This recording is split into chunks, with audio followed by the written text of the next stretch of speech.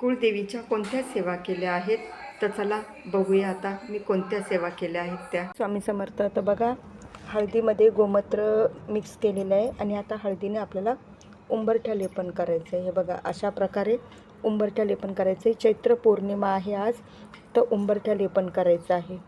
तर अशा प्रकारे उंबरठा लेपन करायचं आहे बघा. असं स्वस्तिक काढून घ्यायचं आहे. चैत्र पौर्णिमेच्या दिवशी बघा, अशा प्रकारे कुंकवाने असं स्वस्तिक काढून घ्यायचं आहे. श्री सुक्तम बोलत बोलत कुंकुमार्चन करायचं आहे असं खालून वरती. आता हे श्री सुक्तम बोलायचं आहे. श्री सुक्तमची एक ओळ बोलून झाल्यानंतर असं खालून नमो नमः असं बोलायचं आहे. एक ओळ बोलून झाल्यावर नमो नमः असं श्री सुक्तम करायचं आहे. 2 लवंग आणि 2 कापूर घेऊन तुम्हाला जाळायचे आहेत. तर बघा, आपल्या सुखी संसारासाठी आणि आपल्या घरातल्या अडचणी दूर होण्यासाठी कुळदेवीचं स्मरण करायचं आहे.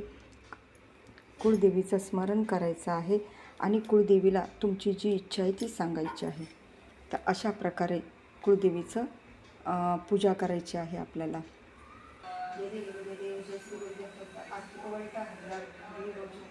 सबाई अगर एक अगर अभ्यास कैसे न कळी मात्र परळ परत ते जन्ममरणाचा उल्हास अंतदत्त योग अकबर ठाकरा सगळं सष्टांगी प्रसाद केला. प्रसन्न होऊन आशीर्वाद दिला. हरपले मन झाले, मिठीपणाची झाली वळण. एका जनार्दन